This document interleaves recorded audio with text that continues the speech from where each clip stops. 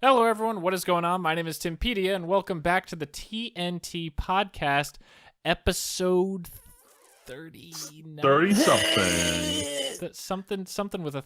It's a 3. We're There's back a 3. to not remembering. We're back to the... Yeah. We've left the remembering arc behind, and now we're going back into the training arc. It's because We're I flashing am back to the forgetful arc. Yes. Because I am here. To my right, God. because he was not here last week. This is just Tealer. And to my left, the guy who held it down with me last week. Friedman, also known as Andrew, but mostly known as Friedman. And we are here with a rather thrown together, as I mean it always is. So Yeah, no, we haven't prepped for an episode since episode 1. and we barely prepped for that. We'll hop right into it. The first thing we should talk about is something hilarious, because a while ago we had a topic that was, should the Olympics include esports? And apparently, today actually, I saw it while I was at work. I don't know why it won't open the fucking link, so I guess I'll just I think it's because it's just text, not a URL. But it's showing up like a blue underline, like whatever. I don't know. It's looking... Because Whatever. I opened it. It's okay. Ars Technica posted an article. I don't know if it's from them originally, but that's where Google told me to check it. Apparently, the Olympics committee has officially stated that they will not allow "quote unquote" violent video games at the Olympics. Oh. So basically, all the games anyone cares about are not going to be not going to allow it. It's part of the here's part of the article. It's a clear line that would seem to bar most of the popular esports from Olympic consideration. League, Dota, COD, Counter-Strike, Overwatch, and even StarCraft would be barred despite millions of fans. A strict Olympic prohibition against in-game violence could even bar games like Hearthstone and Rocket League. Wait, Rocket League? Wait, what? So this says because cars blow up. Whoa, Oh, time out. Why? Out. If they're gonna be violent, like super trigger happy, like exploding cars, there's people supposedly in those cars. No, they're not. They're remote control control. cars. No. This tilts me. I agree. I totally agree. However, the Olympic Committee is not going to risk sending out fucking anything that could be construed as violence. Then what's Hell, the point of even in doing Hearthstone, They're- Hearthstone is just a card smashes into another card and there's a sword slash noise. That's violence. Violence? Yep. Prediction. The only officially licensed Olympic game, aka Mario and Sonic at the Olympics, will be the first esport. I hope not. God, I had an aneurysm just thinking about it. All right, so I just wanted to cover that because I thought it was funny since we had a topic about this a little while ago. Right. So it seems funny that the Olympics are like, nope, not gonna happen. Which is why we need the Olympics. The Olympics? The Olympics. Okay. That actually, that doesn't sound terrible. Man, I give up. Oh my god, There's Gold medal for just StarCraft duos. Singles event. dude, you know people would tune in. Look, it's like taking the best of Evo, the dying StarCraft 2 community, and like I totally and get though. MOBAs in Fortnite. I get why they want to have games that detract from violence, but like really, there's any game that even Mario, right, has the Jump idea on someone's head. of violence. Yeah, and they get Throwing destroyed. fireballs. That's pretty violent. Yeah, at its core, right? Now, like, there needs to be some conflict. The interesting question is, what do they do about, like, could you play a soccer video game? I guess you there's could. tackling and stuff in that. You could Oh totally. god, FIFA is going to be an Olympic sport. I mean, I hope not, because I swear to God, if FIFA is an Olympic let's see. sport. Hold on. Now you guys made me curious. I'm gonna go to Twitch, and I want to see what the top sports channel is. Oh, and might have heard a sec. Wow, Fortnite's beating League by almost double right now. I'm Then upset IRL Fortnite How is a school as thing you right could get now. off the internet. I gotta say, PUBG has really been smacked down suddenly by the absolutely meteoric rise of Fortnite all of a sudden. I'm really because it's like, free.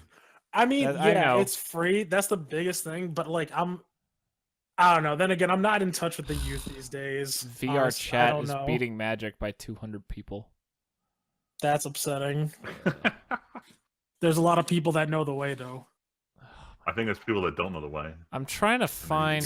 I'm not shown the seeing way. a sports game. It would probably H1Z1. be the highest rated one would Oh my probably God. be the top three: FIFA, NBA, Track. 2K.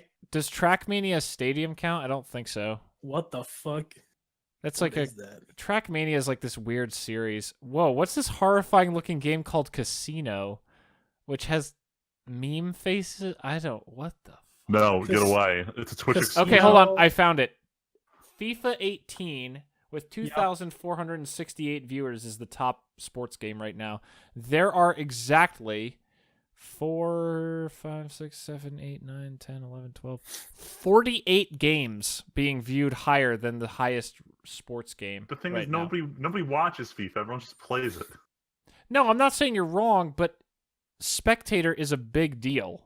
Oh, it is. Right. Like, spectator is a big part. God. Being a shitty spectator sport is part of why fencing is treated so disrespectfully at the Olympics. Those Especially Football by NBC. Manager 2018 has 1,389 viewers. Oh my god. Damn. It's okay. Flight Simulator 10 has 1,168 viewers. See, getting down here into Future Pilots the of dumb America. shit is so fun. You can see, like, there's speedrunners. Super Mario 64, that's probably like one big speedrunner right now. Super Mario Bros. 3, that's a speedrunner. Anytime you see a Mario game anywhere up here, Right. it's like, hey, Speedrunner. there's one guy speedrunning this. God, it's so sad when you get down into the lower numbers, though. Mugen! Oh my god, not the bird. Not the bird. No, Not the fighting bird, game. Yeah, The- the fighting the fu- game. Dude, have you guys Salty ever Bets. watched Salty Bet? Yeah, I've watched Yeah. Salty Bets It's fun. before. Watch it. Wow, I got us way off topic. I apologize. But it's fun to look at all these random games. Why does FIFA 12 have 212 Because it was the viewers? best one. Who I knows? don't actually know. Anyway, what's the next thing we get? No, these are more fun. Fuck you. This the is next thing Yeah. is the meme that owns the Pokemon news. Yellow. What the? No, Who the fuck. hell's still playing this? 148 viewers. You know, I Pokemon wonder if it's that Yellow, one Jesus. guy right after Twitch plays Pokemon where he hooked it up so his goldfish was playing Pokemon. I swear to God, I'm gonna spend this whole episode just popping in with random low viewer Twitch games. Jesus. Oh my god. Anyway, we can go on to your Nintendo, Friedman. Oh man, all right. Nintendies. So last week was the Nintendo Direct that got announced like 72 hours before it started. Yeah, as and everyone- always. And everyone's like, I wonder if Nintendo's going to announce real shit or like actually participate in E3 this year. And Nintendo was like, what is E3? So right out of the gate, they started memeing. They talked about a lot of the ports and re-releases for Switch, and they started with Dang Souls, of course. But they announced that Solaire is going to be an amiibo, I was doing just gonna say, the famous Praise the Sun pose. We memed an amiibo. dude, into and existence. but even better, you know what his amiibo does? I don't know. I didn't You put it watch on the thing, and you just praise the sun immediately. Oh my That's God. it. I'm pretty sure that's all the amiibo does is trigger God, this Wow. animation. Memes are dreams here. But, That's They great. announced a good amount of ports. Sorry, this is completely out of order, so I'm going to do the ports real quick. They announced they are bringing Hyrule Warriors over, so everyone who owns a Wii U is just slowly accepting the fact that there's no reason to own a Wii U anymore. mean, because Nintendo's Every- already saying that basically with this. You're like Yeah. you said. kind of, I don't know, it's kind of like double dipping, but at the same time, it's like I want as many games on Switch as possible, even if it's just older games, because I am the same guy who's like, hey, where's the Virtual Console? So Well, but it's also like actually. So like the Wii U is already or not the Wii U. The Switch is already way ahead of the Wii U. So like you're gonna sell way yeah, it's more already copies sold of the more game, than the and Wii you've U already has in its entire lifespan. like how hard is it to upgrade to like Tyler, do you have any I'm just asking in general. Do you know how hard is it to like move consoles? I know it's a big gap, but Yes, it would really depend on the specs, right? Like that's what hangs up a lot of PC development, right? Compared to console. because a lot of it is like, optimized for console but not PC. Yeah. So it would really depend on, how close the specs are from the Wii U is to the Switch. As far as I know, the Switch and Wii U have similar architecture. It's just I was that the gonna Switch say- is like a mobile variant of the hardware on the Wii U. Yeah, I was gonna say the only thing that the hurdle that they would have to get through is like the resolution, right? Well, I Yeah. guess like that kind would be very similar, but they're still gonna have problems, with the docking, the process of docking it and taking it out of the dock, right? But it sounds like that. Especially, It sounds like yeah. that amount of work would be worth it, though, to get the Yeah, many especially- more sales. Oh no, Especially these games are easily. already developed. Like you already have that. Yeah, you're not cost kinda gonna covered be. there. Yeah, you're not gonna be like sitting there like polishing them, right? Like they're gonna be about the same quality. So the only really thing they're gonna do is just interface it and like make sure it's spec'd correctly for the Switch, which But- shouldn't take that long, reasonably. It's Mhm. not. Yeah, it's not too bad. Sorry, let's keep going. Yeah, because we do want to get to top Yeah. 10 tonight. So I'm So sorry. in addition guys. to staying the same, they also announced a couple other ports. The Okami remaster, which just came out for PS4 and I think PC, is coming to Switch. The So- Crash Bandicoot games 1, 2, and 3 remake coming to Switch. And South Park: The Fractured Butthole is coming to Nintendo Switch. That's a sentence I never thought I was ever going to Freeman, say. it's not the. Yeah, It's not the because it's just fractured butthole. yeah. Yeah, Fractured Butthole's coming to Switch. That's what I said. No, it's fractured butthole because there is no comma. Yeah, He exactly. did that on purpose. Of yeah, course. like because someone was like, they hit me with the fractured butthole. I'm like, no, no. But yeah, I didn't expect that kind of game. I guess Nintendo's really embracing the fact that, yeah, they want M-rated games on their console, and I'm happy about it. It means literally anything can come out for this. I will say Um, it's very funny that one of the podcasts I listened to today, they pointed out how Okami just keeps coming out on everything, and they keep buying it every time and then never play the new copy. Just support Okami forever.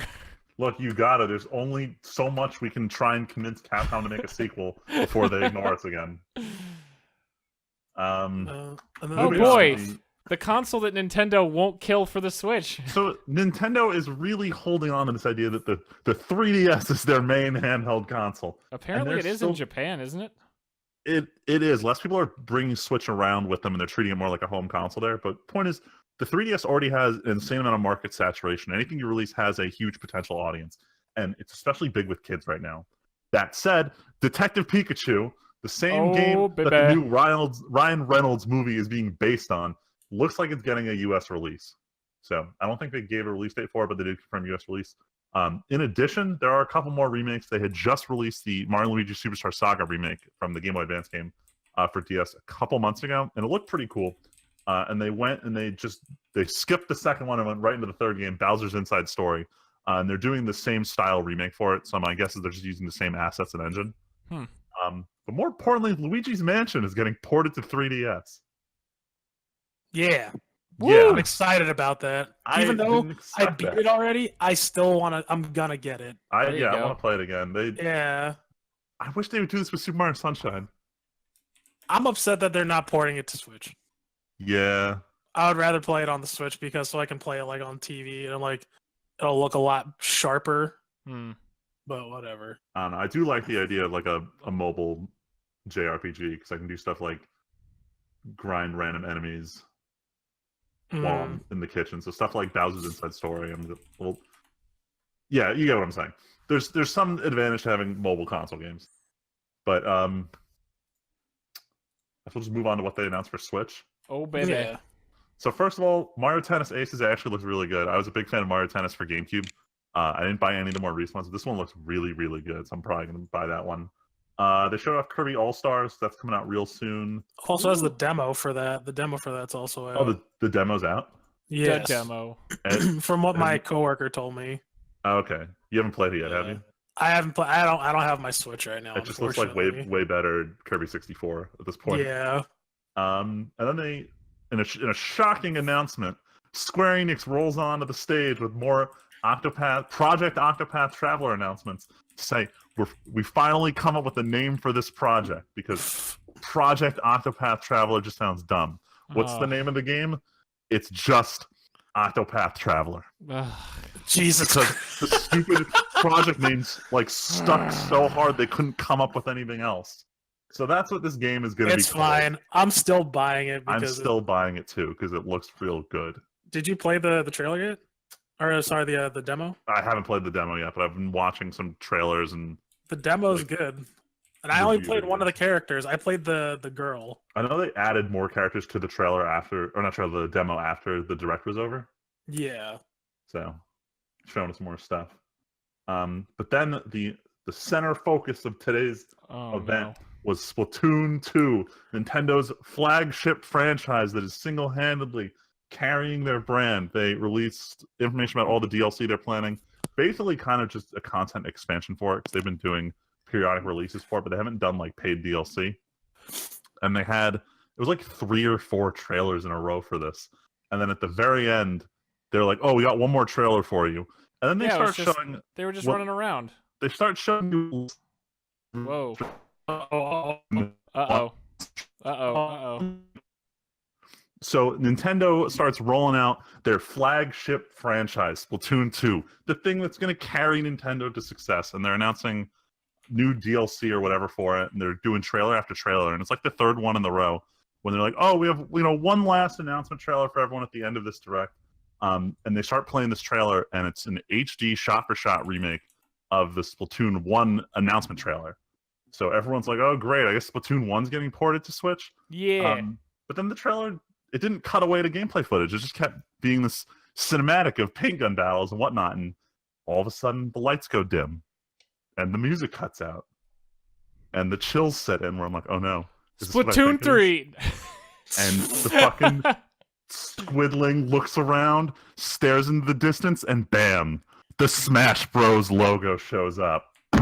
Everyone lost Wow, that their was a good- goddamn minds. That was a good echo. Smash for Switch is happening. They could not have trolled us any harder with this one, but they did. Nani?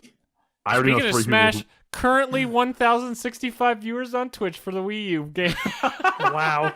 I the know hell 3 up. people who've bought Switches since this trailer dropped just because of how hype it was. So here's the real question: are you guys in the remake camp or the sequel camp? Sequel. I prefer a sequel. Yeah. But what do you If think? I it wanted to actually play the is? original, I would go play the original. Oh, What do you what? think it? No. I'm saying, Oh, is for it a Smash? port? Sorry, is it a Oh, port no, of the I Wii think U it's game or a sequel. new I think game? it's a sequel. Um, I'm gonna say I'm taking honestly, bets it on the could new be game. either. There were rumors that Namco Bandai was helping to develop the next one. But they already confirmed that Masahiro Sakurai is working on this, even though he said he was never going to work on a Smash Bros. Game again. So See, I doubt he but would it do a seems port. so soon. Like, I get that the Wii U is dead, but it seems so soon. No, it actually No, it's hasn't not. been that soon. It's been like 4 years.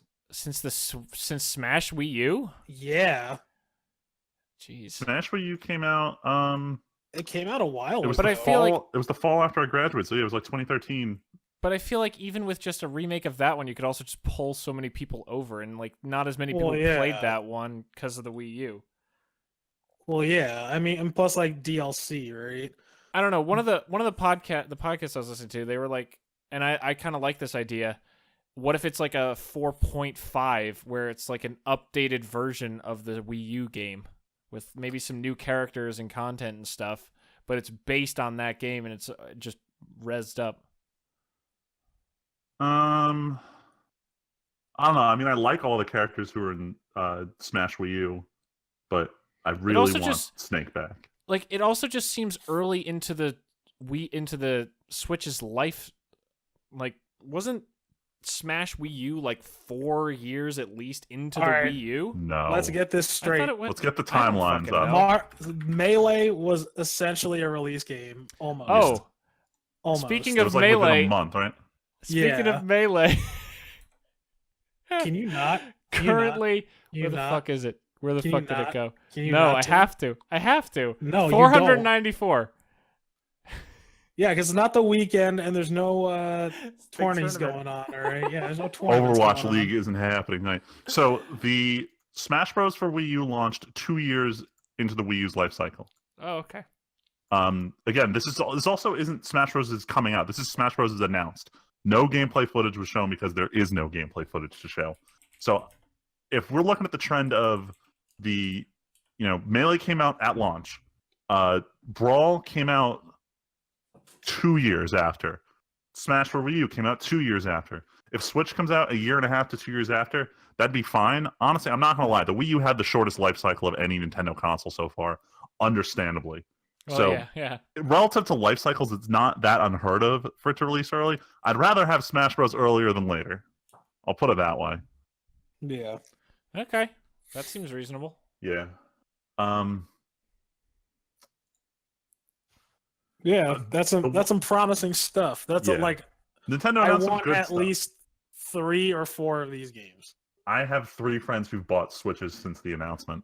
Jesus. Just because, like, okay, now I'm convinced that I will 100% want to play that, so I might as well go Switch and play all the games that are out now. So I'm gonna break the meta. I just got a panic text from Leslie that one of you guys left the stove on and she can't turn it off. The stove is on? So, No, the fan. The fan is Oh. Oh, yeah, no, I turned it on and I finally got it off. Oh, apparently it's not. It's not, it's like broken. Like, what, is she downstairs now flipping out with the fan? she said. Yeah. She sent in all caps. I have no effing clue how to turn it off. Do we take a 30-second break and fix Here, this issue? Tyler, why don't you go? Do you know how to do it, Tyler? Because we can talk about the next story while you're gone, because it'll put you to sleep anyway. Sure, I'll go down and assist her. All right. Just cause Magic the Gathering time, baby. Yeah, I'm going to sleep. Audience. But yeah, I so actually left the stove on because I was the last one to cook with it. no, sorry, I didn't notice the word fan, and she was so exclamationed. I was like, oh, it must be the real stove. Anyway, though. Oh boy, the big leak. So yeah, we got big Magic news as always. So as is constant with Magic, because why not? I mean, it's only the game that can't go 5 minutes without a goddamn leak. Because why would we even try? Because they want every day to be spoiler 5,741 season day. viewers on Twitch right now, by the way. So as of this recording, we are, I think later this week actually, Masters 25, the early 2018 Masters set is coming out. And the release notes were supposed to be released last Monday, which is the notes for all the complicated cards, which can help people, set mechanics described, and basically a who's who and a what's what of the set to help people.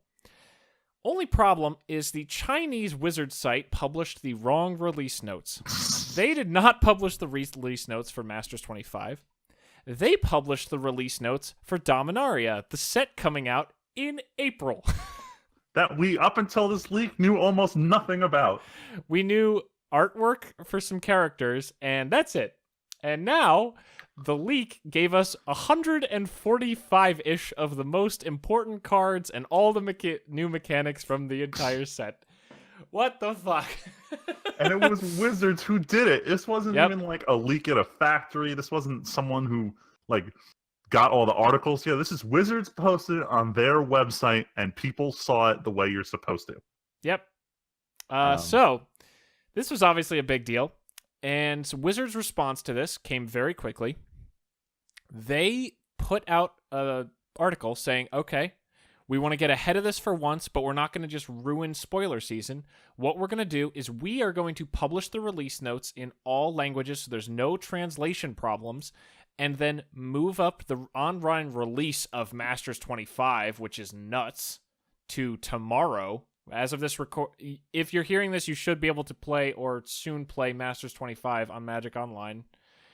And we will start spoiler season a week after that for Dominaria. Because we didn't spoil all the cards, and you haven't seen any artwork yet, which is a big part of the cards. Yeah. So Wizards kind of doing the best thing they could. The biggest amount of damage control I've seen them do in a while. Yeah, this is a bad one.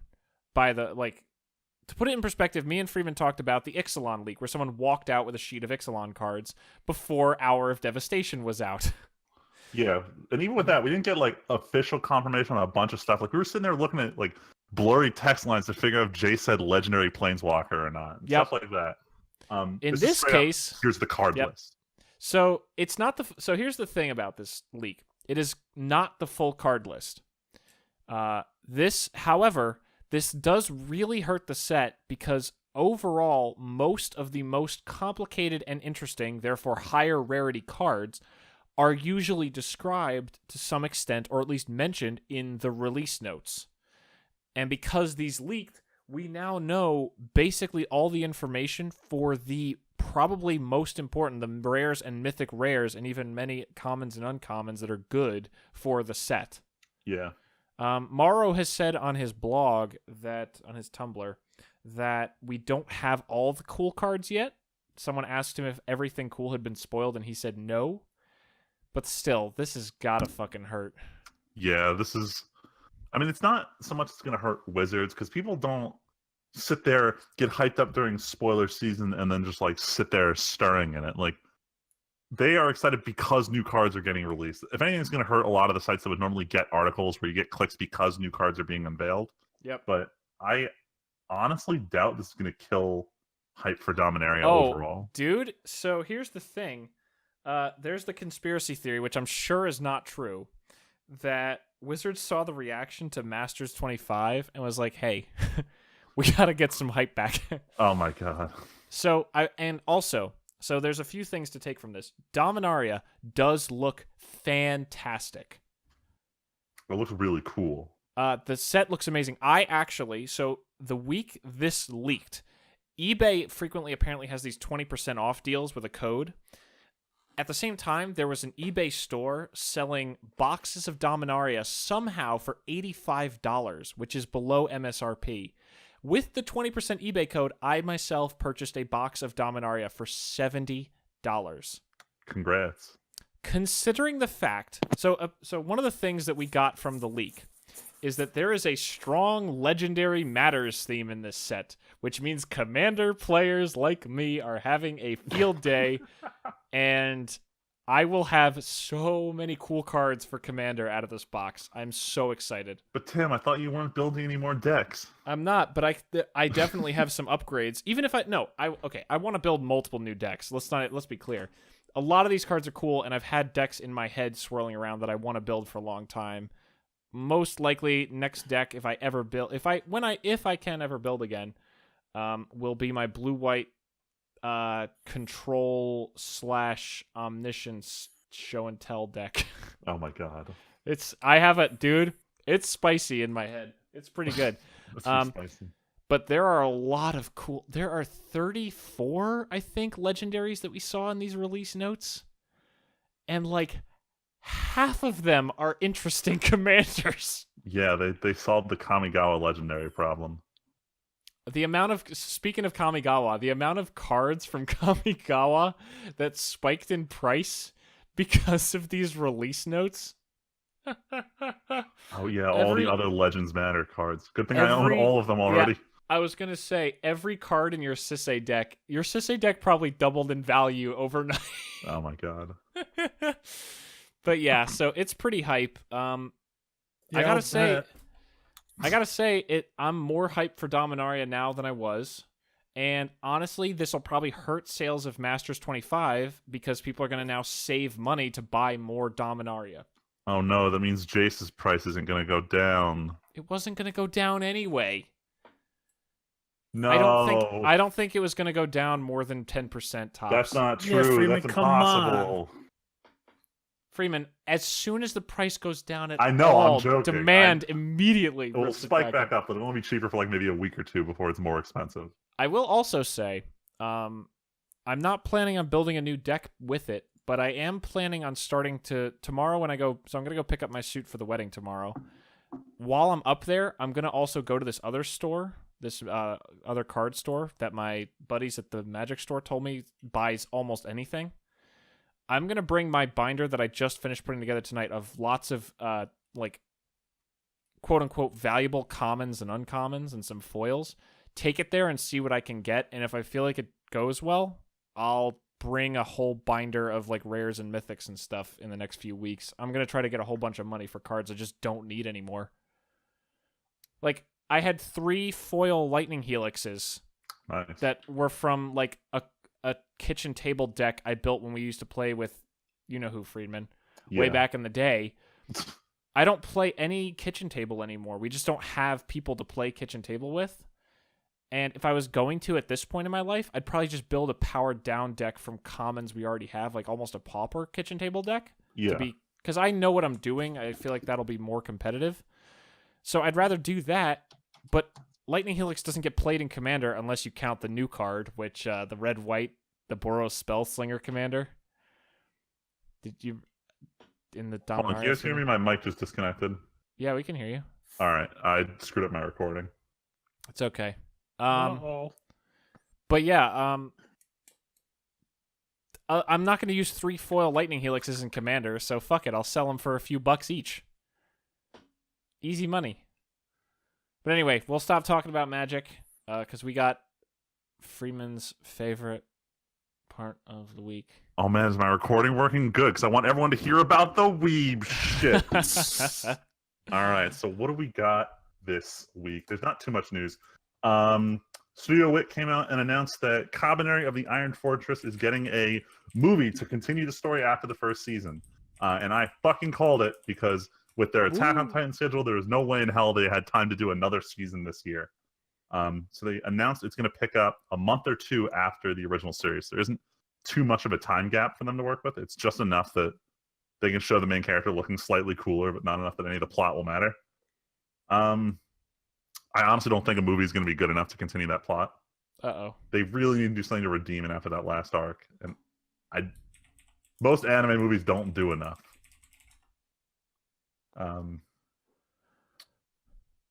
But yeah. I mean, that's what else is there to say, Freeman? We don't know what you're even talking about. Tyler, I thought you've seen the show. I was waiting for you to chime in, but I do, man. I kind of forgot. I forgot how the I last wasn't sure arc you were ended. chime in, but just move on. All right, let's move on because I kind of zoned out a little bit because I'm like, I was like, oh, a movie would be kind of all right, I guess. That's fine. Yeah, I know I messed that up. All right, no problem. But another series that had a movie announcement recently, but more importantly, it's Dragon Ball, which Dragon Ball Super is ending its Japanese airing run. I think it's either today or later this week. The last episode's coming out. Everyone's waiting for a plot twist because there's been little hints dropped that Dragon Ball Super's over, air quotes, for now. Yeah. But it's probably coming back in 2019. Jesus, dude, no. Okay, look. Who cares what they do? Dragon Ball Super's going to come back. This thing has been huge. This is the country that has been watching One Piece every single day for like 15 years now. Yeah. And it's still the most popular. Yeah, but... And Dragon Ball used to be that.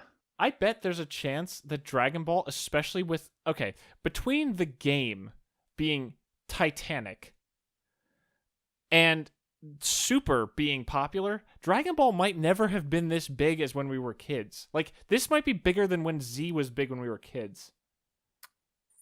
I don't know. I don't know if that's... I can't gauge anything. The thing is, like, when we were kids, Z was, again, popular with that target, like, early teenager market, whereas Super I feel like... is overwhelmingly popular with what's now the older age group. But that's what I mean. But we're the age that has money. We're no longer the kids just watching it on TV. Now we're like, look at how much the game sold. It honestly boils down to how much Toei Animation wants the money, because they will only do whatever makes fiscal sense for them. For the longest time, they refused to fund any new show because the series Smile Pretty Cure, the Magical Girl show, those movies were so profitable, they refused to fund any movies that weren't from that series for a while. Until the first one finally didn't sell that well. And they're like, oh, fuck. We haven't done a Digimon movie in a while. Let's give them a 6-movie deal. Oh, they're doing shitty. Let's bring back Dragon Ball. And that's what Toei does, because they just follow the money and they don't actually give a shit about the fans. I mean, they make Godzilla. Well, no, Toei Animation is different, but it's all... No, I know. It is the same umbrella company, though, yeah. But, so the annoying thing is, Dragon Ball is ridiculously popular in Latin America. Like, is it really? If you think people in the U.S. like Dragon Ball, go to Latin America. Really? They were like multiple towns were gonna have public showings of the finale of Dragon Ball Super. That's hysterical. And then Toei had to release this whole press statement about how they're like, no, you can't do public airings without our permission, instead of contact them and say, hey, let's partner for this event. Toei does not give a shit about audiences that aren't from Japan. Oh, And they make it Toei. as obvious as possible with everything they do, which bothers me. Smart play, Toei. Yeah. Jeez. But in another surprising announcement, they announced the 20th Dragon Ball Z film will be coming out this December. 20. So the animation team is working on that in the off time. That's so the much. off time. Yeah, there's too many DBZ movies and none of them are that amazing. So many. But moving on, one of my favorite animes, the anime about making anime, Shirobako, Right. has an event going on this week. Everyone's money's up in the air. We don't know what it's going to be. Some people say it's going to be another fucking slot machine. Other people think it's just going to be a Blu-ray release. I'm in that minority camp that is praying, praying for a season 2. Nope. Because when it came out, it was ridiculously popular. The director did not think it was going to be that popular, and he scheduled 2 years worth of shows he was going to work on after that, and said, I literally can't direct a sequel for another 2 years. Well, it's been 2 years. So the timelines are they're lining up. We'll see what happens. I'm hoping next week it's a stream about Shirobako 2 and not just the Shirobako slot machine. The animeist timeline. I always want to live in the animeist timeline. Freeman, you're creating the animeist timeline. Let's be real. I'm fighting for it. And then to close out the weeb shit, fight the power. Let's just talk about what we watched during this winter season, week 10. Wait, is that really what? Yeah, this is the 10th week of the winter anime season, which means in 2 weeks, or no, I guess in 3 weeks, technically, the next season starts, which dumps us right into that first week where everything comes out on the 7th. Yo, we're so close. It's like we're like halfway through March already. We're less than a month away from all the new shows coming out. God, which is why there's no anime news, because no one has anything to talk about right now. There is stuff to talk about, because I finally joined you guys and watched Devilman. Devilman, I'm a devil man. That show's fucked up. Right? I think one of the messages I sent you guys yesterday when I watched, what was it? I watched probably like episode 4 to 10 yesterday, because it's only 10 episodes. Yeah. Val was feeling sick, so I just watched like half of it while I was playing Witcher. Mostly watching. I was mostly focused on Devilman. I was just doing Witcher stuff during the slow shit I didn't care about. Which there is not much of in that show. That show is going. No, going. It's going as fast as that stupid run they do. I gotta say it's hilarious when the girl who does the super run in like episode 4 somehow ties the record of the normal girl. Like, what was the normal girl looking like when she was running, when this demon girl is like sprinting the shit out of it? I don't know. That show is pretty damn good, but no, it's just so weird. It's so hard to recommend it to people. I was like, Val, maybe you should watch it, but you should watch it alone, because I don't know if I want to watch it again soon. It's just, man, it's just a really weird show. And we're back. Sorry about that, everybody. Wow, my internet just completely died for some reason and is still barely hobbling along, but we're going to try to keep the podcast alive. Yeah, tonight has been the worst night for technical difficulties for us so far.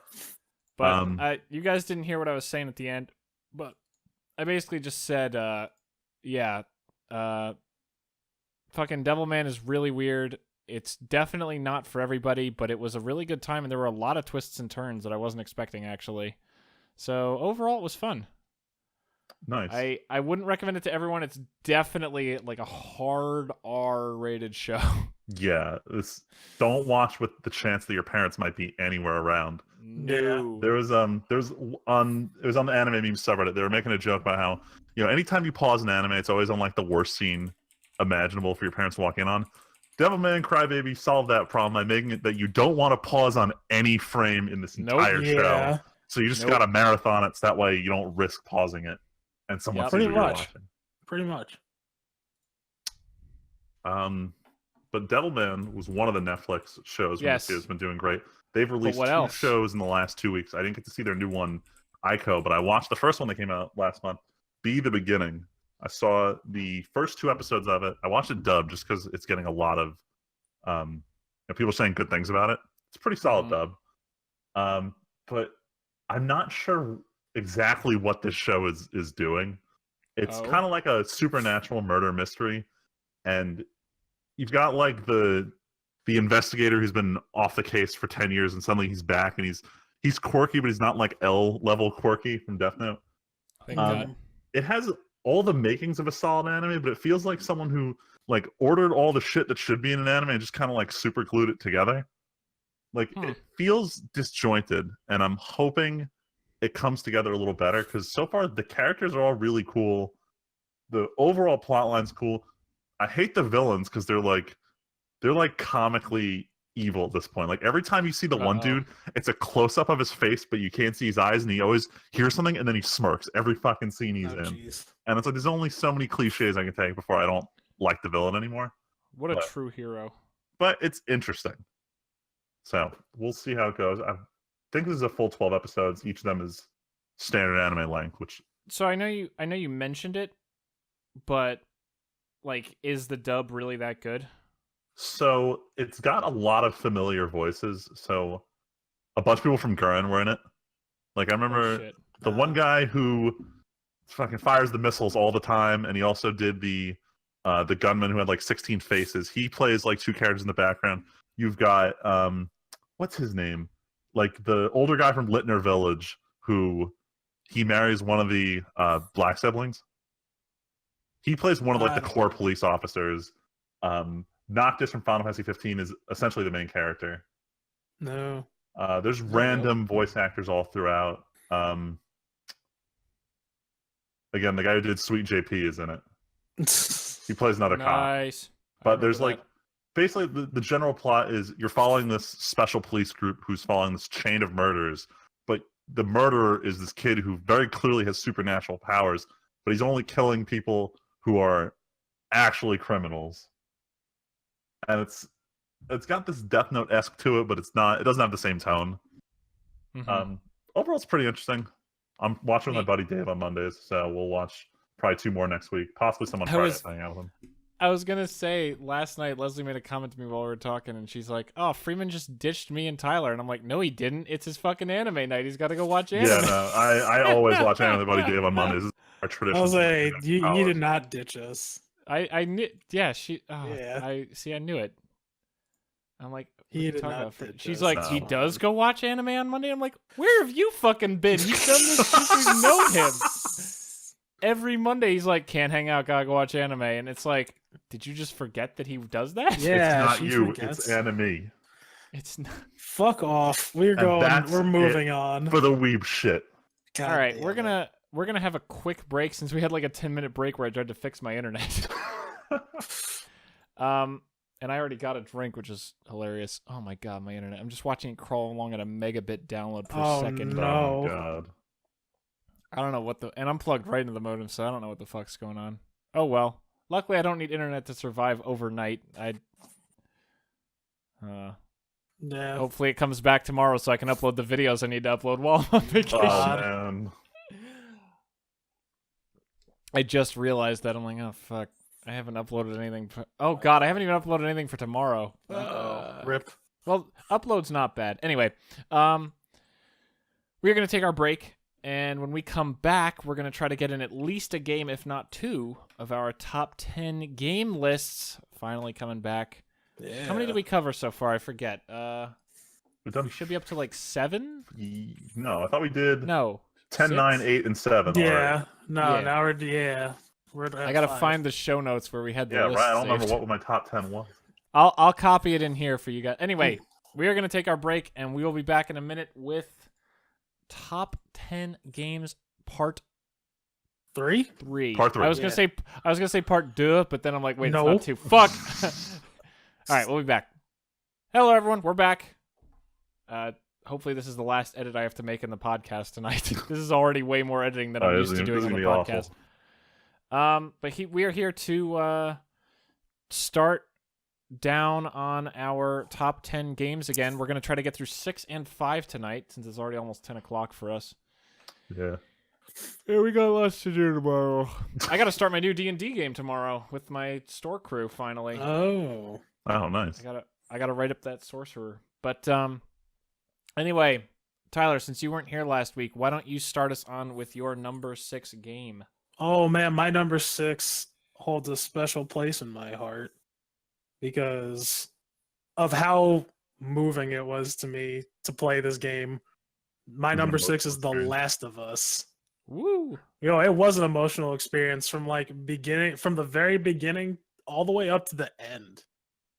The Last of Us had this very well crafted story that I just enjoyed, and it was one of those games where it almost feels like at the end of the game, like it's kind of like I'm not gonna say like spoilers or anything, but it offers a question of like an ethical question of Who lives and who dies?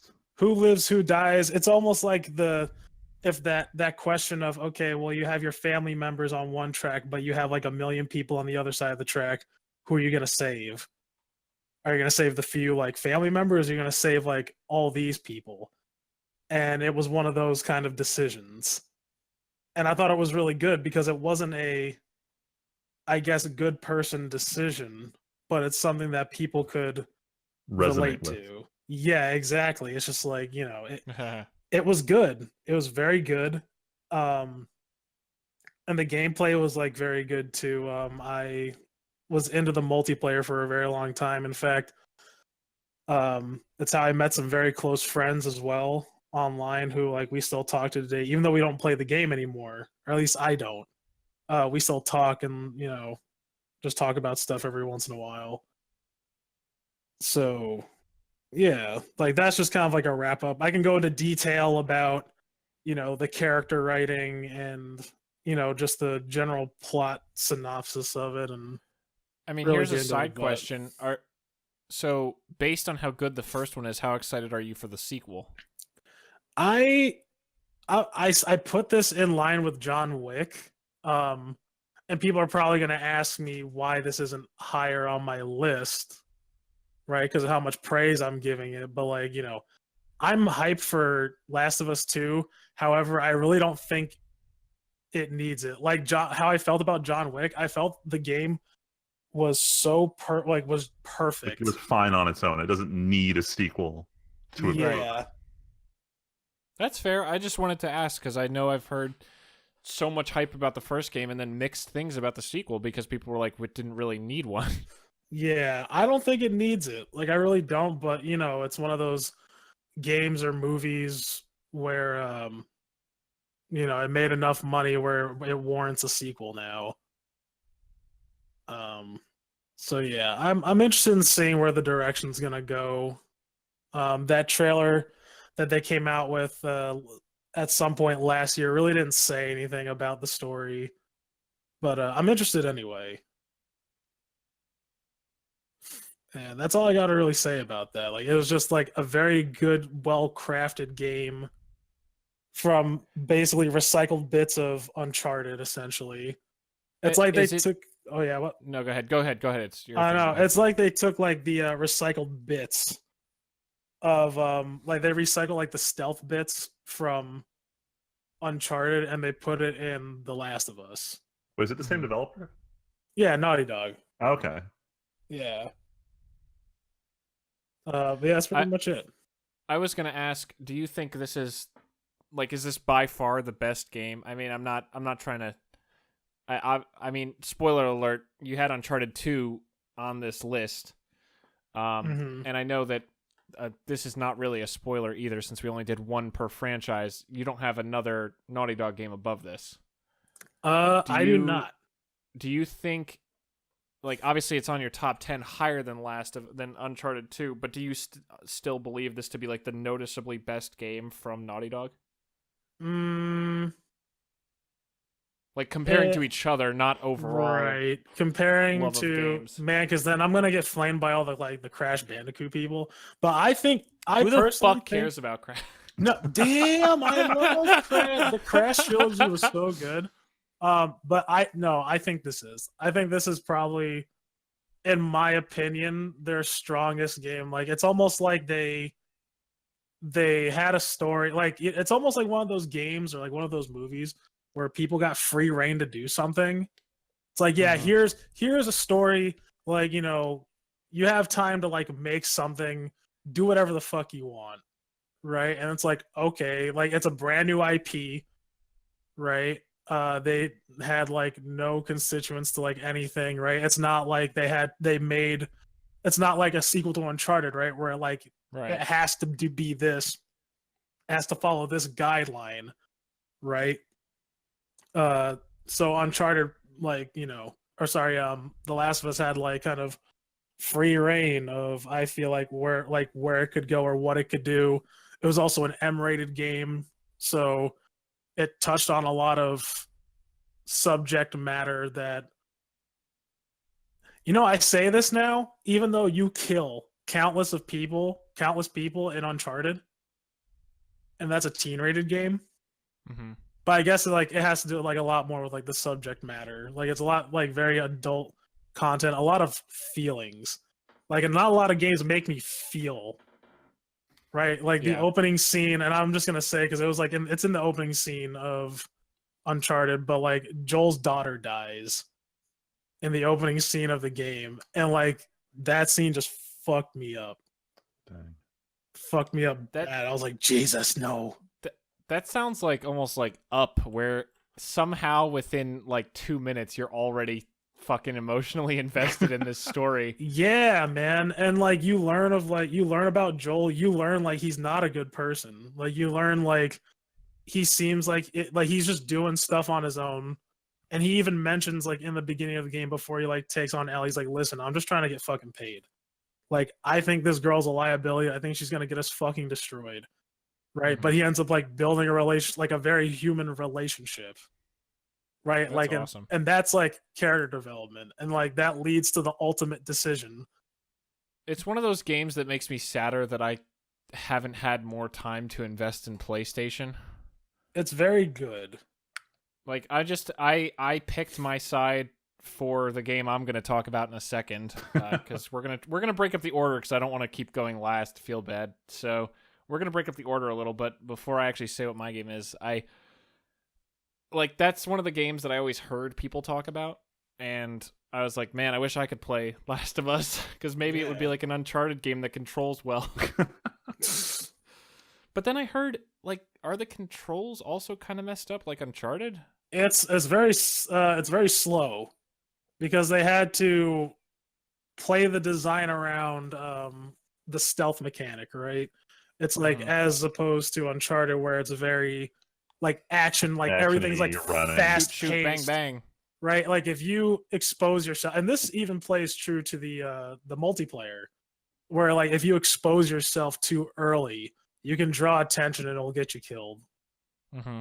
Like it very like the gameplay tries to make you a lot slower and not as nimble, right? Like in Uncharted, you can just jump like a fucking frog everywhere, like not to get hit, and like you'll be all right. Like there is no jump mechanic in Uncharted. There's a vault, there's a crouch, like there's that stuff to listen. The gameplay was very uniquely tailored to be stealthy. Mm-hmm. And like I said, not just the story mode, but also like in the multiplayer, like you're encouraged to be stealthy, and as long as like you're not starting any firefights, you have the advantage, and that's how you keep the advantage. Well, speaking of firefights,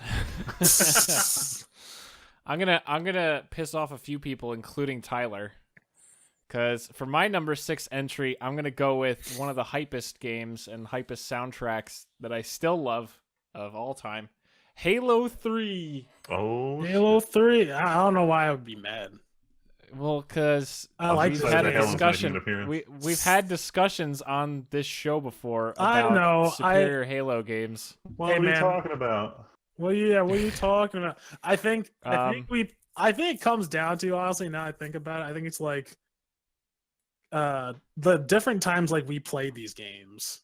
Yeah. right? Because Well, also, yeah, it also helps a lot that you played Halo 2 on Xbox Live and I didn't. yeah, like I had a very different experience with Halo 2 than like you did.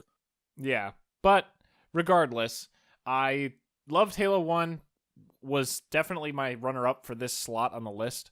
But Halo 3, man, I want to play this. Like, I could play this game almost every day and just have so much fun with it. There's so much goofy shit you can do with this game. Like throwing stickies at grunts and just listening to them run around screaming. The story that culminates and almost fixes the rough ending of 2 in my mind. I mean, Tyler, 2 has a lot of merits, but the ending, quite a cliffhanger. Sir, finishing this fight.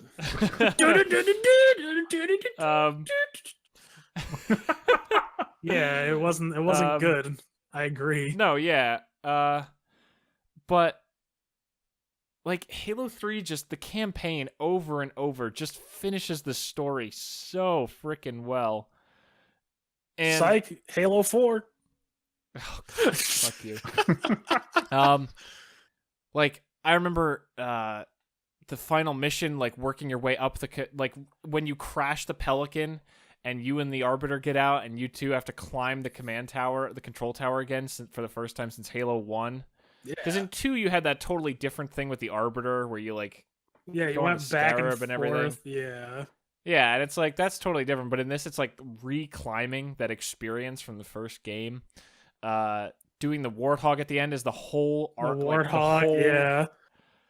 Like when you come out the mission before that, and you see everything before you, and then you look over and you see High Charity with like tentacles coming out of it, reaching towards the ring, and you're like, "Oh, we gotta go there to find Cortana." Fuck me. I'm not gonna lie, it pissed me off when What? At the end of the game, like as fun as that game, like that part was, I'm like, oh, it's literally Installation 04. You're telling me everything from Combat Evolved I did was worthless.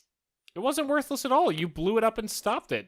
You blew it up and stopped it, but it's like, oh, check it out. We got a spare tire right here. The Arc builds Halos. I don't know why that's crazy. No, it's just...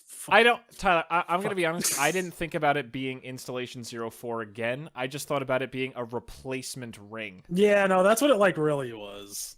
That's what it so actually cool was. Like when you step out and the monitor's like, what are you going to do, dude? And Chief's just like, light it.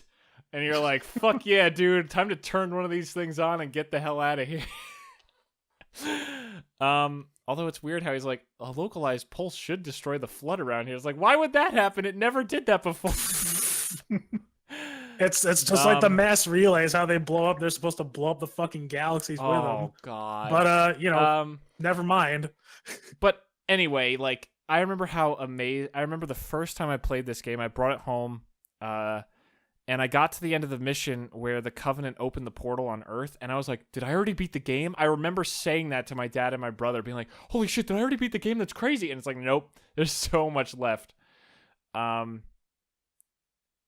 The campaign, it just feels like such a good culmination, especially because I read the books in the meantime that occur between during 1 and then between 1 and 2, and that was when they were starting to come out with those early books that weren't ruined by Reach.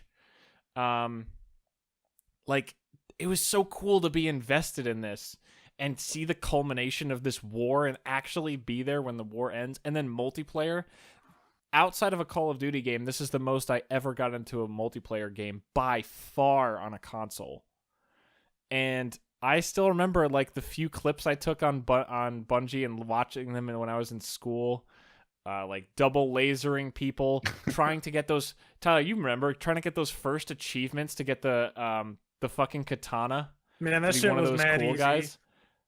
Fuck you. No, because you know what? My problem with those armor sets was because after one thing, because first it was the Hayabusa armor, right? Mm-hmm. Oh my and then God. they're like, all right, now that Hayabusa. everybody's getting the Hayabusa armor, now it's all about recon, and it looked like shit. Like the recon armor looked like garbage, but everyone's Wait like, a second, hold on, I gotta look. Hold on. What?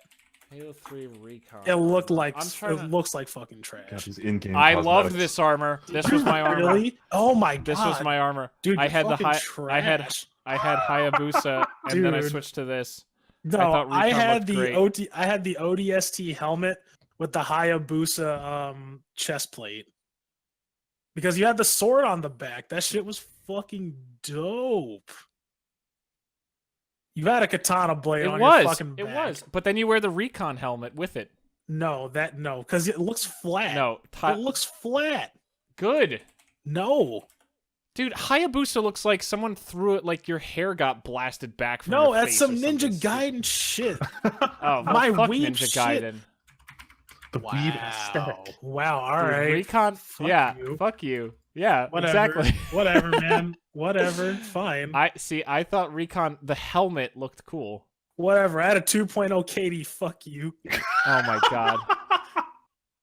Whatever. I'm just gonna throw my dick on the table. Oh my god, Oh these my god. these Xbox Live arguments happening in the middle of the podcast. Yeah, you're goddamn right. Back during the times of Gamer Score. So how, as you can see, that's how you I- asserted your dominance.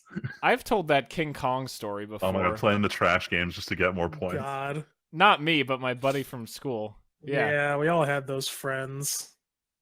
But anyway, yeah, that was the shit. I remember coming home from high school and just playing Halo Online because that game was so much fun. I don't know if I'll ever have a gun that I like shooting in a video game, like that you constantly shoot, more than the fucking battle rifle from Halo 3. Like nothing clean. feels so good as brat brat brat, and you just, man, that game felt like it plays amazingly well. The soundtrack is one of the best in history. Though Halo theme is one of those themes. I'm sure you guys know what I'm talking about. Some movies and games, you hear the theme and you just get chills because you know it so well.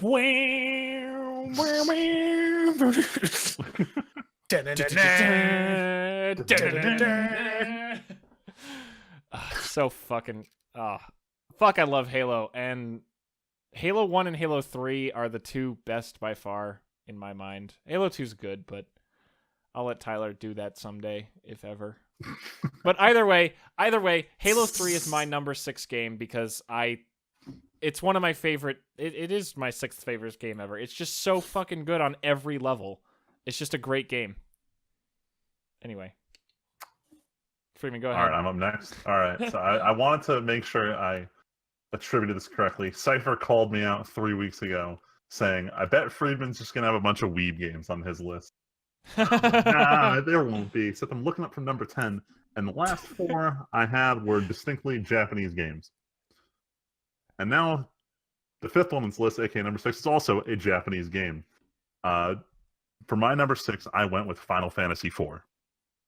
This was the first Final Fantasy that I played to completion when they had, I guess, remade it on DS.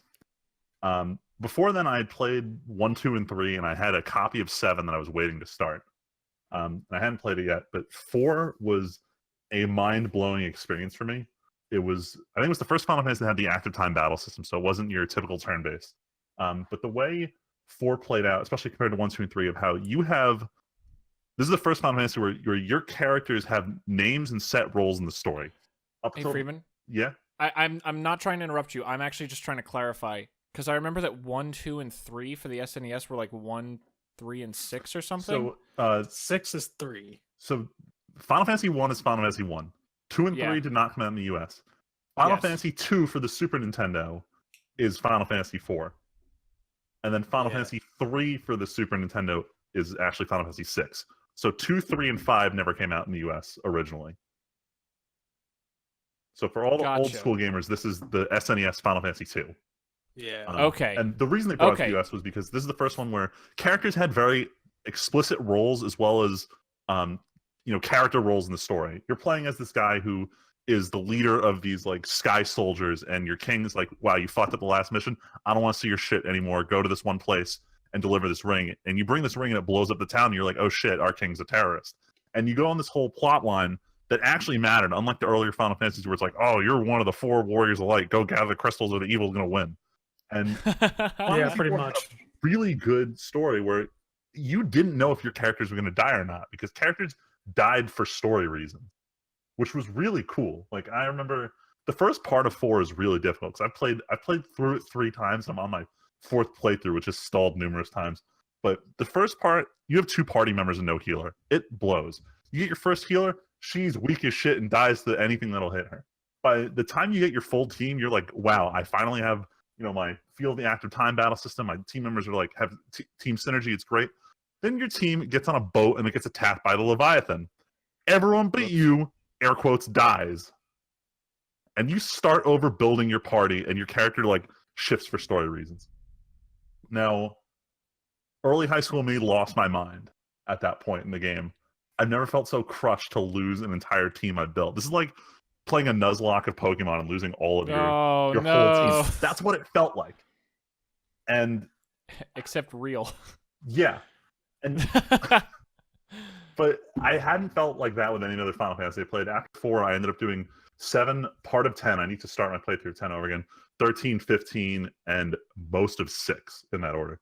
Or sorry, I did 6 after 13. The point is, as much as I love the gameplay and graphics of later games in the series, nothing captured me like the story focus of 4, as well as how much the game kind of gave you a very limited set of tools. At any given time, you have the party that the story dictates.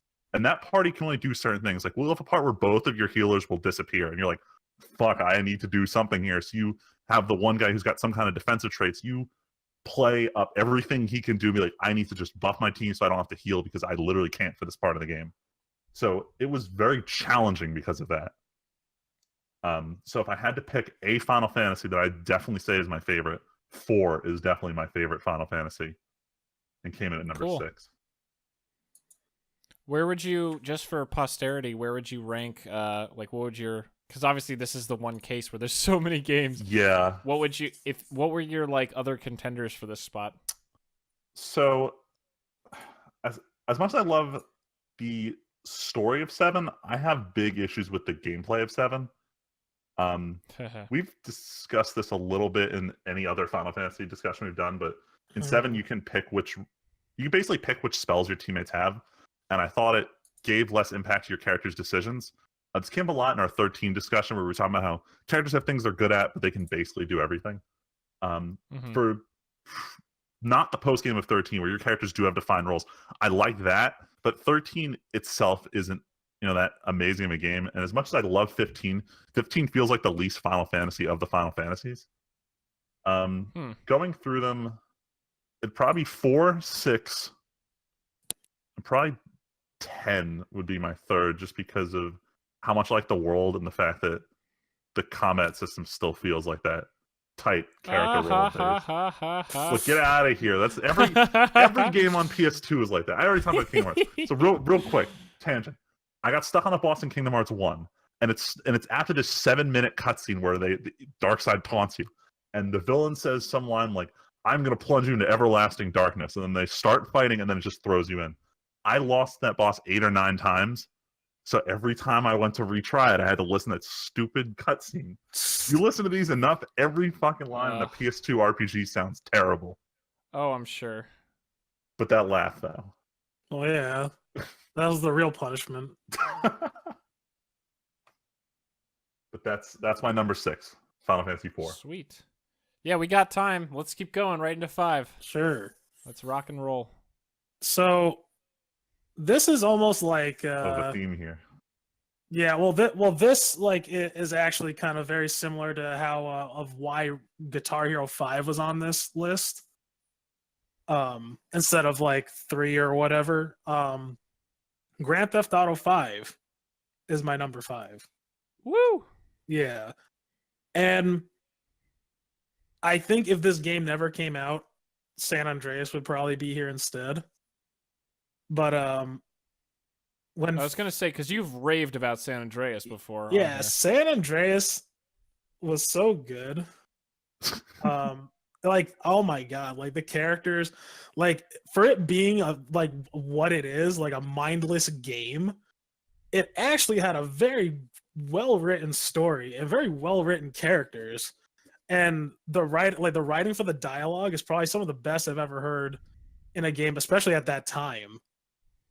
Like this was like movie quality, like, and they even had like actors in it, right? Like Ray Liotta was in 3 in Vice City. He played Tommy Vercetti.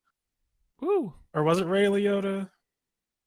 Yeah, yeah, he played Tommy Vercetti, and then they got Samuel Jackson to play Officer Tenpenny in San Andreas. And the dude who plays Tobias, Funke, yeah, he's in this game. He's in San Andreas too. He plays I forget who he plays. But Grand Theft Auto 5 though was something special. This is, because like I never played a lot of PC games, like a lot of games that where you would be like an MMO. I never really got big into MMOs before, right? So I was never really exposed to what cancer of online gaming was, like, to that extent, right? Like you would just get people that would like come in and say like, the N word 100 times then leave, right? Or like There you go. heavy hackers, right? This was like my first real experience. Like, I've experienced hackers like in games before, right? But not like this. At the same time, like it being just a learning experience, I just really like the game. Like it's a game that I like go back to every once in a while. Like I screw around in it. The heists were amazing. Like it's almost like there were special types, like a special kind of raid, right? It's almost like if it was like the modern day D&D or like WoW raid, right? Instead of magic or the healers, you have guns and you have like special roles that you do.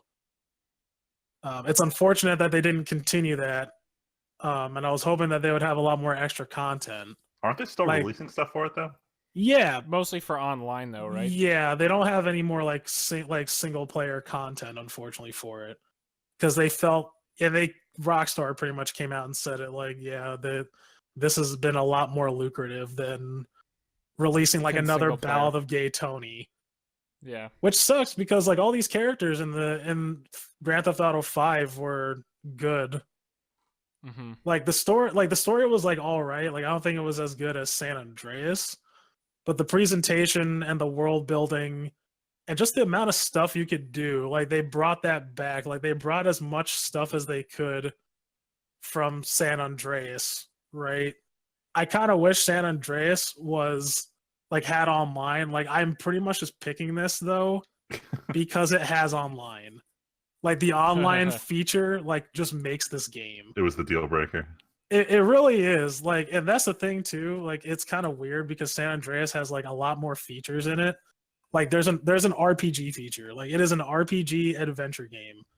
Mm-hmm. Like you can build fat, you can build muscle, you can get better at shooting. Like if you max out like your firearm stats, you can dual wield. I mean, aiming was shit, but like you could get really good at shooting. But like a lot of that stuff they improved. Unfortunately, they like ditched a lot of things like cheats. Right? They took out like, well, they didn't ditch cheats, but they ditched a lot of different cheats that you could get in the game. You used to like spawn a helicopter wherever you were. You could spawn helicopters. You can spawn, I think, a weapon set still. You can have timed invulnerability. I'm trying to remember what else. Yeah, like there's like a handful. It's not like change your character model into a hooker or like get like this special car with hydraulics, right? Like you can't get those. Great though. Yeah, but like it's still cool that they're still adding like guns and like more cars and stuff like that. But I was really hoping that they would add more content. It's been almost 3 years and they finally just released new heists. Damn, dude. We had been waiting. Like my friends and I played this game a lot. And we played it for like a good year actually. Mm-hmm. Like I am like around that time it was between this and Destiny 1. I'd play a lot. But yeah, like the online play was just like a lot of fun. And the story, like this is a game like I've been wanting to go back for a while, but I just haven't gotten back into. But I love just like booting it up every once in a while and like just dicking around in it. Like, and every time I go through my PlayStation to like, delete games off my hard drive, like I make sure I don't delete that one. Yeah. So yeah, that's pretty much it for that. Sweet. I guess I'll ask you the same question. What would second place from GTA be? Just San Andreas? Oh, like for like the franchise? Yeah. Oh yeah, easy. What, if you San had to Andreas. pick another one? San Andreas. Oh, you're asking if you had to pick one that isn't San Andreas? If you had to pick one past San Andreas. Oh, Vice City. Nice. That's the one I played the most, which is not much. I mean, I played GTA 5 on my own a fair bit, but I played Vice City with Ed back in high school, actually, because my parents wouldn't let me get GTA, but I played it at Ed's house. Yeah, Vice City was a lot of fun. Fuck GTA 4. Like, So you didn't like it? The driving. Oh, yeah. The driving was just Yeah. bad. The accents were Dude. bad. I didn't give a shit about Nico. Can I just say, this is one of the defining things of this list. Part of the reason I was never a PlayStation boy, every major series that Sony had seemed to control poorly. Fucking Grand Theft Auto, I didn't play one that I thought controlled well until 5. And that was when I was using a controller on the fucking computer. Like, Uncharted, I told you guys, I had the collection for PS3.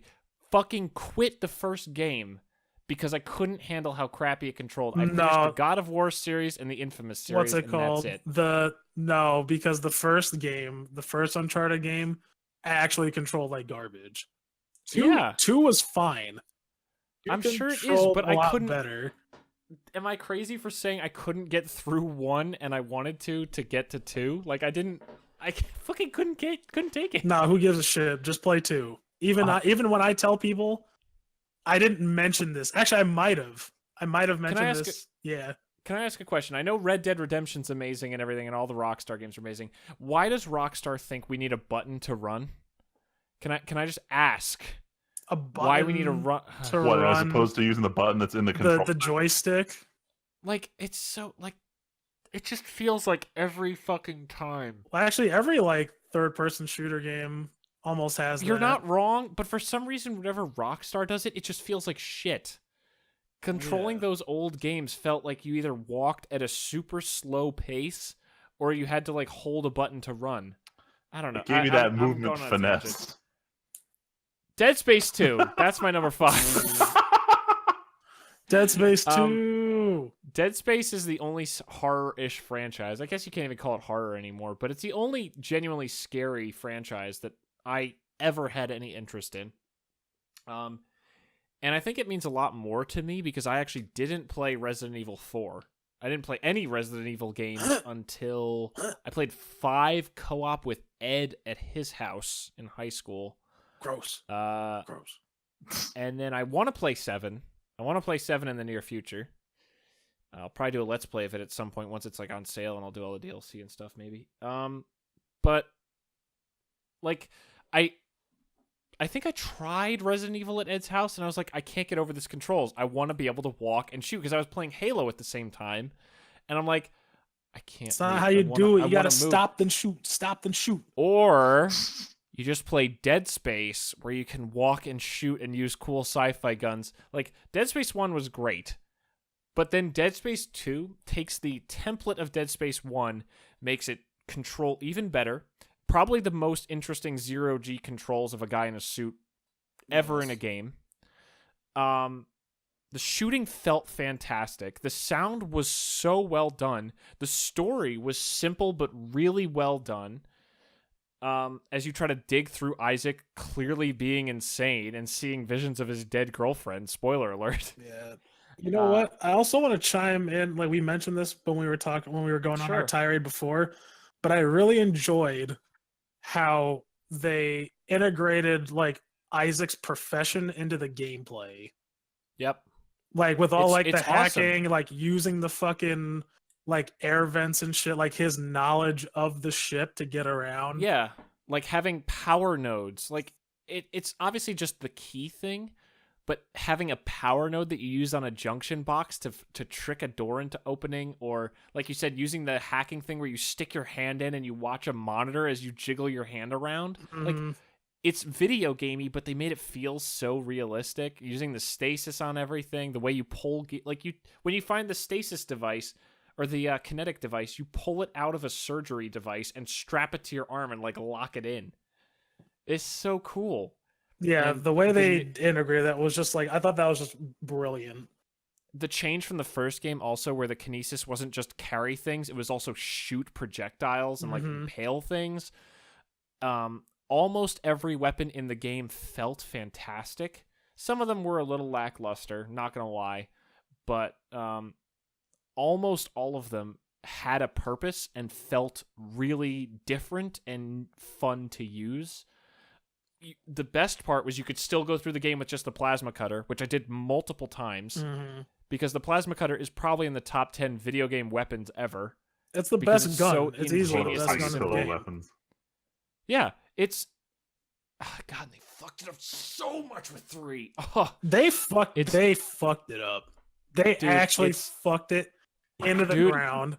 I'm pretty sure if Dead Space 3 was a better game, Dead Space 2 would be like in this 4 or 3 slot on my list with how fucking good the series would be, but 3 crushes everything that came good from 2. Because EA got greedy. It's simple. EA got greedy. They wanted money. You want a plasma cutter? How about you take a plasma beam thing and attach a rotating module to... No, fuck you. Give me the plasma cutter where I don't have to cobble it together and make it feel like it's a cheap knockoff. Don't make me build a plasma cutter. You built it for me. Let me use it. Like, oh man.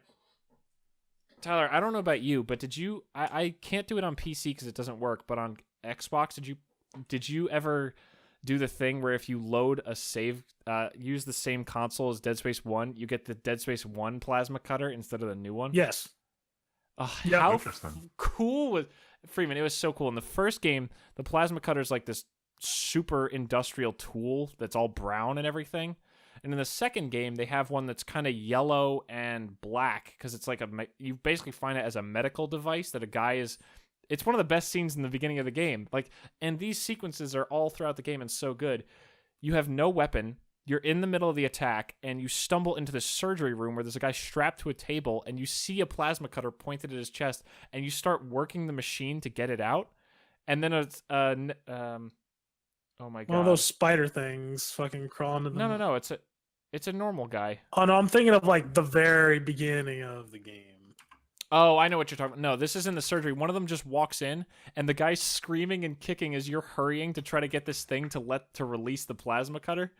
It slices the guy's arm, then head off, and then he charges at you, and you have to whip out the plasma cutter and blast him. But then you can go to the store and get the one from the first game. So it feels it's such a cool, simple callback to the first game. The upgrade system is super good. It's pretty linear, but it lets you feel like you can really plan out your route on how you want to upgrade a gun. Air is useful now, which is cool, but you don't have to upgrade air. There's no forced upgrade, which is awesome, because so many games are like, oh, you better farm until you upgrade your oxygen supply. It's like, no, if you play tight, you never have to touch your oxygen supply in that game. If you are quick enough and know exactly what you're doing and don't panic, you will not waste oxygen in Dead Space 2, and you can make any single sequence without upgrading it. It's easier if you upgrade, but if you throw that into guns, you can just zip, zip, zip, zip, and be done. Oh, God. The cinematics, the story, the characters, Ellie, Strauss, Tideman. That's like all the characters, and they're all great. Oh, my God. The scene... okay, go watch the Let's Play.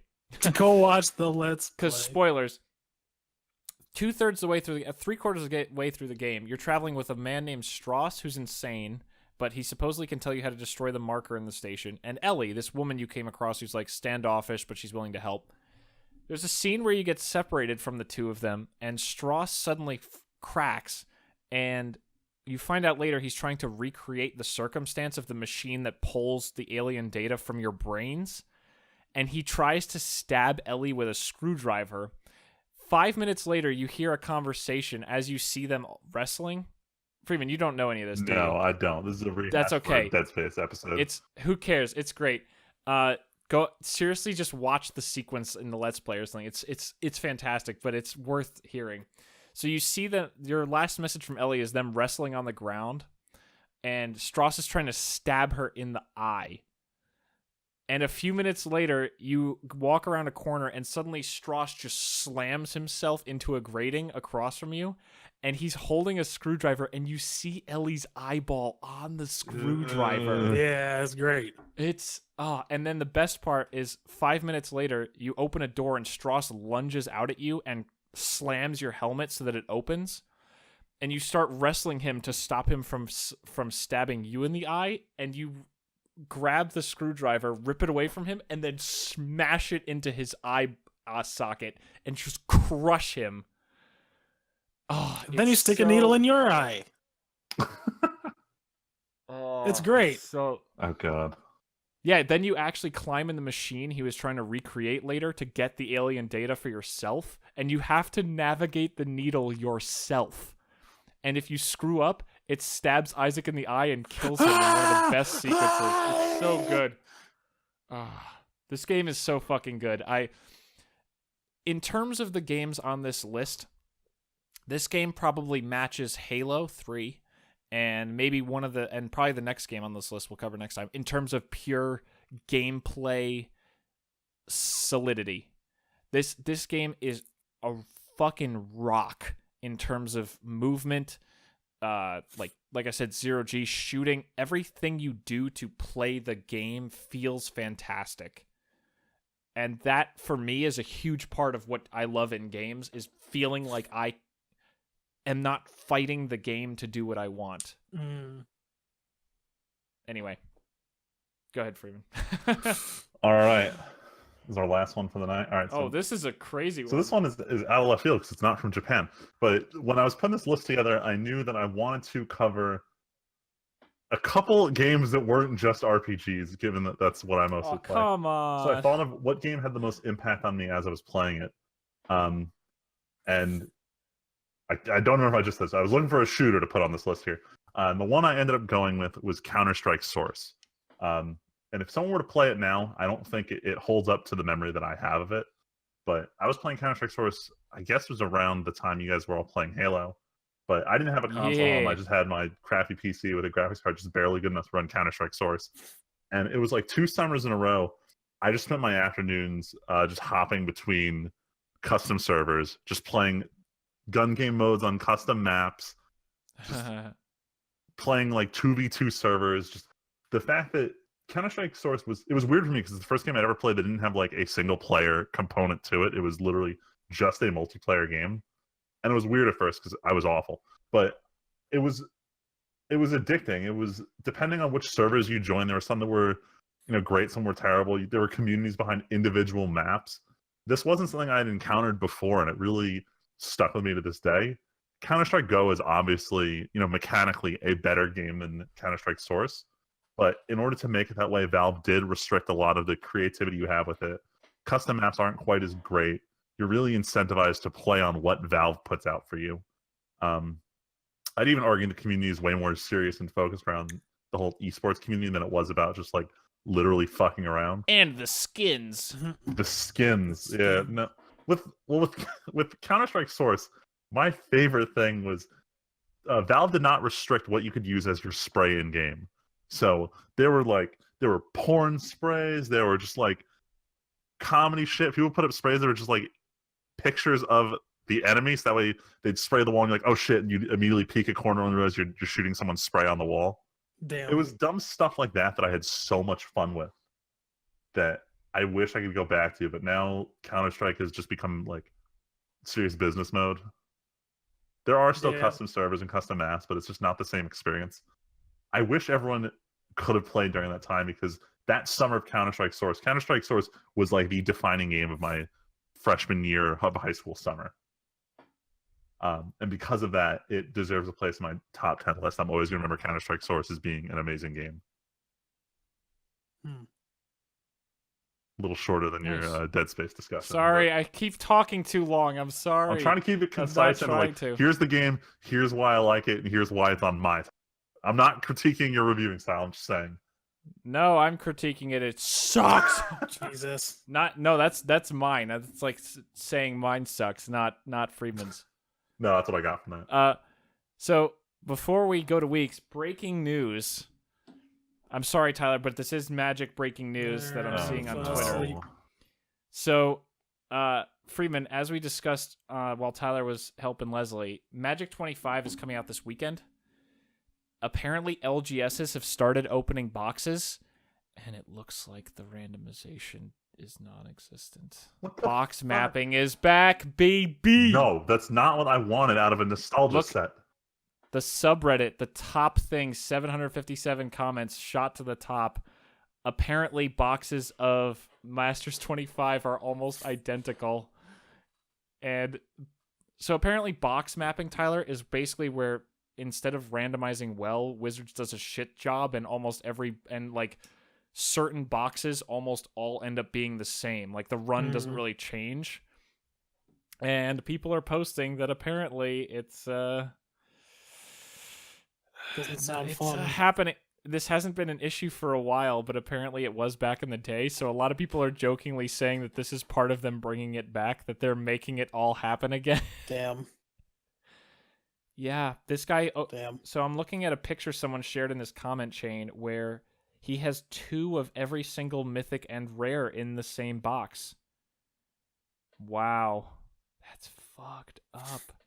That sucks. Good thing we weren't going to open the...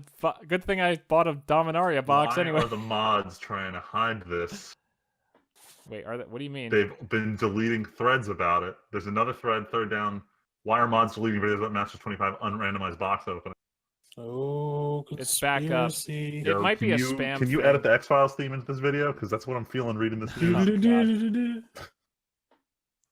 I'm pretty sure, yeah, because this happened with the Dominaria leak, where everyone said it was mods, but it was actually a spam filter. Jet It fuel looks like can't melt steel beams. people might have been posting this so much. So it's deleted 7-Eleven all was of a them. part-time job. That is like an auto thing. George Bush plays Magic the Gathering. Ink blotting? What is this? Oh, shit. What?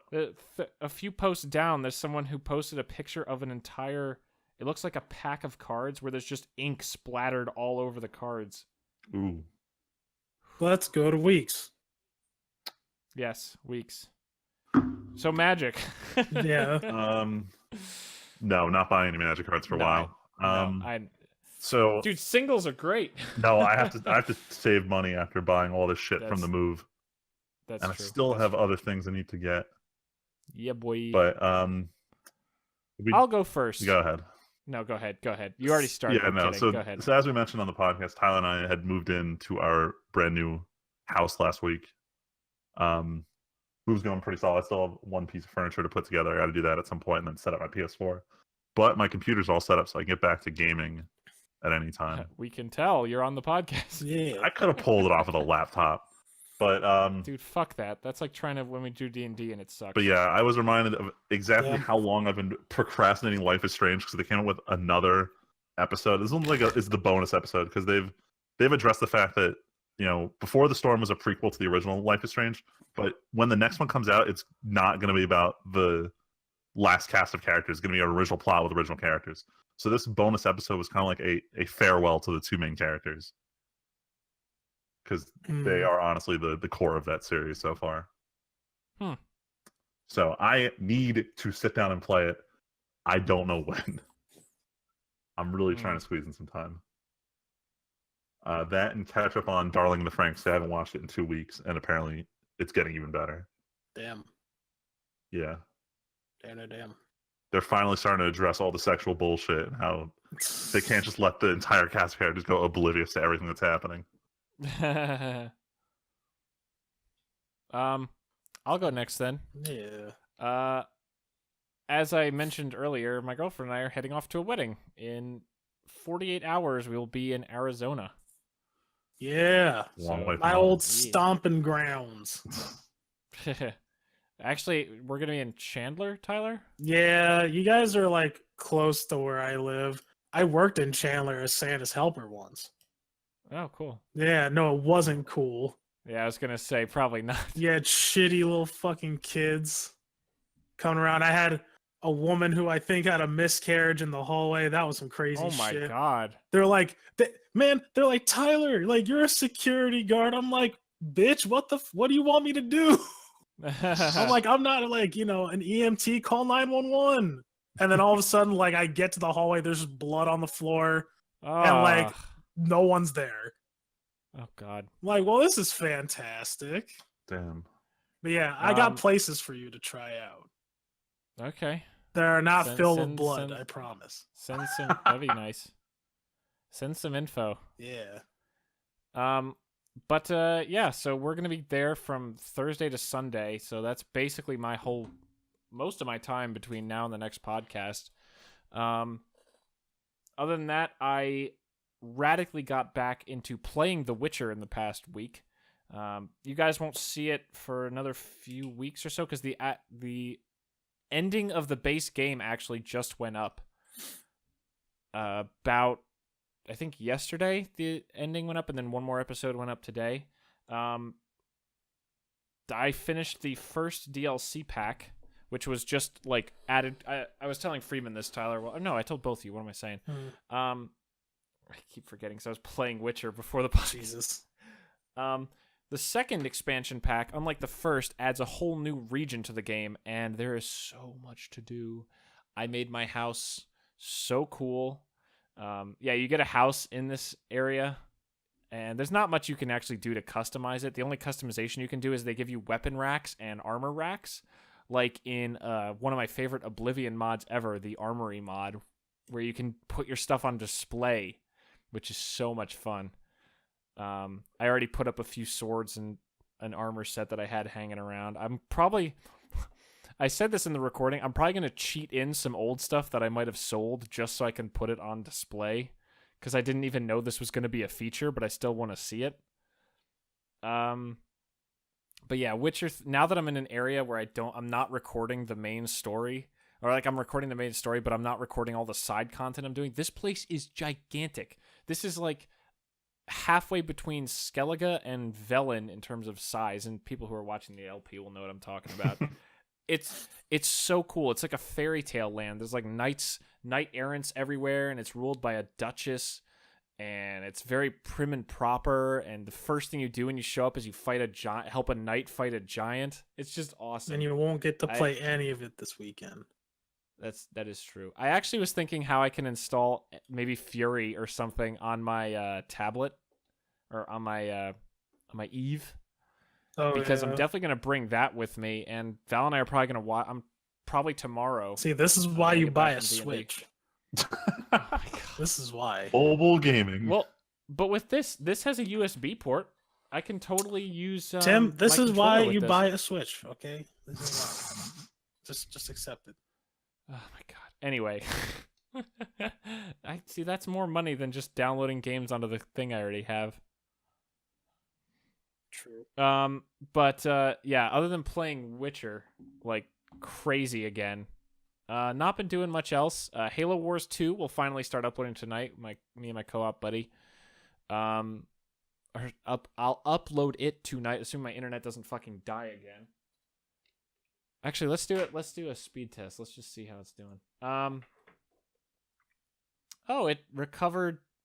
Oh no, barely.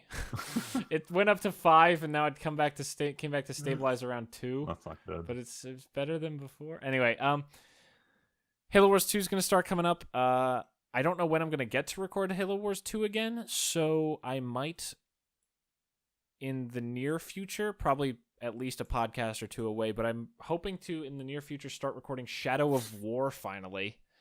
Because I've been waiting to play that for a while. I keep saying this every week, but then Witcher got so good and so open world again that I had to keep going with Witcher. Damn. But yeah, just playing lots of Witcher. Gotta go to the wedding. I'm gonna try to sell some cards tomorrow. Gotta go get my new suit. Yeah, I should have enough stuff to get me through until I come back and probably start playing Shadow of War next week, depending on Halo Wars Sick. 2 and all that. Nice. So yeah, just mostly just wedding. That's most of my time. Oh, and I'm starting, as I mentioned, my new D&D game at my Magic store. Ooh. How many people you got in that game? tomorrow. I think it's like the DM and me and 4 other players, so it's like a 5-player game. Solid. That's at least what it was when they told me about it like a month and a half ago, because it's kept getting delayed. Because a month ago was Valentine's Day, and 2 weeks ago the guy's mom was in the hospital. So Oh shit. yeah, so we'll have to see if it actually happens tomorrow. But yeah, anyway, go ahead, Freeman. You already think I already did went. his. Oh, Come God. If you want to hear it again, I'm on. trying to find time for Yeah, Life is Strange, but Yeah, I really don't. furniture from the move, and I don't Oh, know, man. but yeah, that's pretty much my week. Yeah. Wait, Freeman, can you tell it again one more time? So Life is Strange. Jesus. All right, Tyler, go ahead. Oh man, I really don't have anything. I've been upset because I haven't been able to play any games. I think the most games I played have been like 10-minute sessions of Enter the Gungeon because that's all I have time to play. I was supposed to play PUBG last night, but the servers were down. So I just ended up reading comics. I thought you were saying you ended up playing Fortnite. No, fuck that game. Fuck that low quality shit. I don't care what anyone fucking says. I'm sorry, I don't like Fortnite. But now that I'm done sort of moving myself in, now it's time to help my parents move in to their new Wait, what? place. Oh, okay. I was like, Yeah. whoa, what? No, now it's time to help them. And like on top of that, I'm doing overtime at my job, and then I started working at security again. So I'm working a lot. But money. Yeah, I feel like I should slow down though because like Yes. I You don't can't want to remember. exhaust yourself, Oh, I'm already there. but you Oh my don't God. want to. I don't want to, but it's already there. It's there. I don't know. Like I got nothing else going on like right now. Like literally, it's just work, and like my other D&D game is tomorrow. And that's it. I got nothing. I'm boring. I'm an old man, listeners. All I do is go to work Oh my God. and I come home. Tyler, that's all of Yeah, us. same. I haven't done anything since Sunday, and Yeah. that was moving. Yeah. Yeah. Yeah, no, that's it. All right, so that's it for the well, Old Man podcast. Yeah, the Old Men cast, the new name. Yeah, so I think we're gonna call it there. I gotta start editing this thing down to make it listenable instead of long dead stretches as I try to fix my internet. But thank you all very much for listening. Next week, hopefully, we will be back with our number 4 and number 3 games on our list. We're getting near the top of the top 10. So we are rapidly getting... honestly, I could say all the games we've talked about are really good games. So it's just getting better and better. Better and better. Better and better. But until next time, everyone, my name is Timpedia. This is Friedman. And just Tyler. And we will catch you guys next week. Thanks for listening.